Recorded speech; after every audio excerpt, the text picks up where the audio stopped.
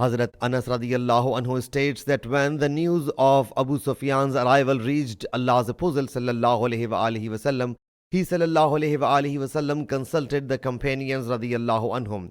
Hazrat Abu Bakr radiyallahu anhu gave some suggestion, but he sallallahu alaihi wasallam did not consider it.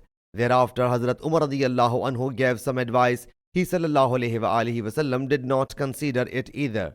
Then Hazrat Sa'ad bin Ubadah radiyallahu anhu got up and submitted. O Allah's Apostle sallallahu alaihi wasallam, by him in whose possession my life stays, if you command us to gallop our horses through an ocean, we will do so. If you command us to gallop our horses up to Baq al-Ghimad, we will do so. Allah's Apostle sallallahu alaihi wasallam whereupon summoned all the people. The people came and stayed at Badr. There they came across the water server of the Quraysh, and amongst them there was a black slave of Banu Hajjaj. The companions radiyallahu anhum arrested him and asked him about Abu Sufyan and his companions. He said, I have no information about Abu Sufyan, but Abu Jahl, Utbah, Shayba and Umayyah bin Khalaf are here. When he said that, the companions radiyallahu anhum started beating him. He said, okay, I tell you about Abu Sufyan.